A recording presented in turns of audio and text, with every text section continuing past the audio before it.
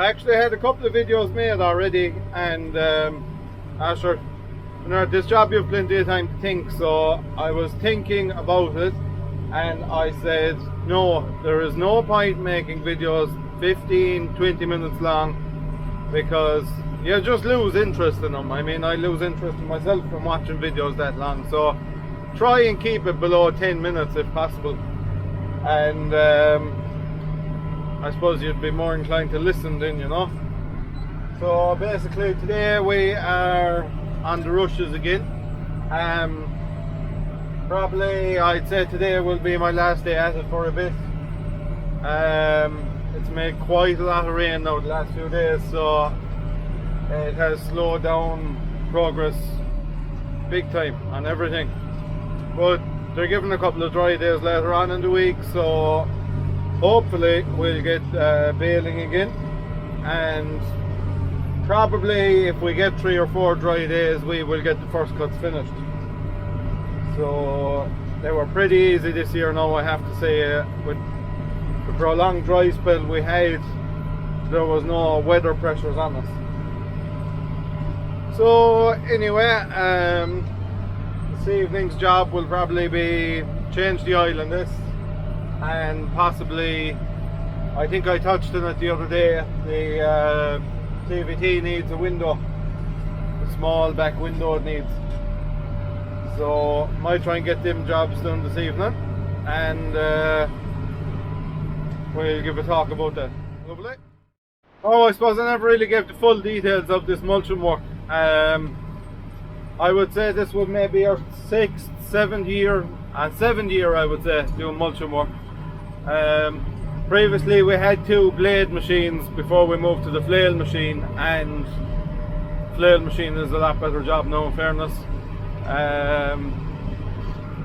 You would cut a lot heavier stuff with it, and it's not as easily damaged, I suppose isn't the right word, but it's the word I'll use anyway. It was easy enough damage to blade ones, you know. The hoods took a beating like stones and stuff, and whereas this one now I don't think there's any stone damage on it, we could say. Sure, look, there isn't a whole pile you can say about mulching. Like, it's I think why a lot of it is actually done is for schemes, like, you know, you have that class scheme and other kind of schemes. I'd say in the UK they probably call it set aside or something, or you wouldn't get many people planting cover crops or game crops as you would in the UK.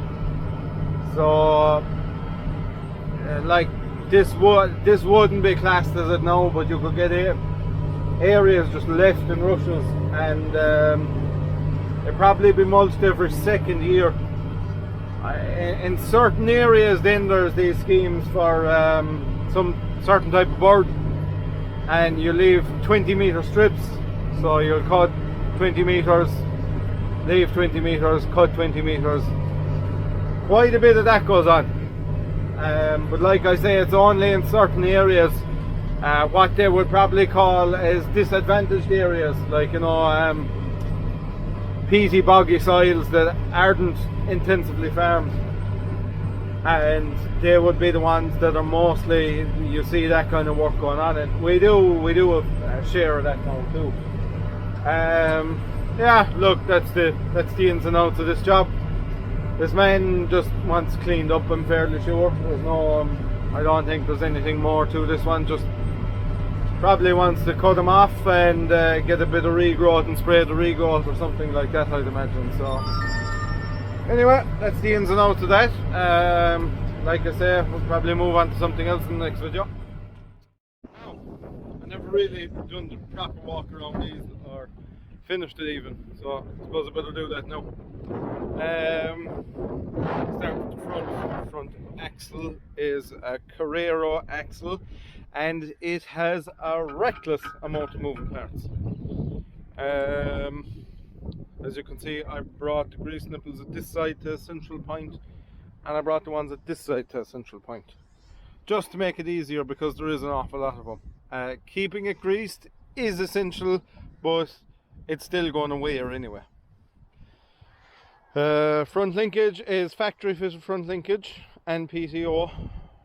Well, that's the way we have our transmission is in here. Now, the absolute beauty about this is take your wheel off, and in about an hour and a half you would have the transmission out on the ground. Very simple to access, extremely easy to access. Parts are dear for them, but I mean, okay, parts are dear, but you're more or less saving on the labour because it's easy to get in there. Engine is Sisu, same as a lot of Massey Fergusons and Valtras, and they are a very, very good engine. Capable of very high hours with very little maintenance. You know, they don't wear. They're a very hard wearing engine. Spool valves is another thing I suppose we could have covered. I'll just climb up on this. I suppose we'll go around the other side, it'd be easier.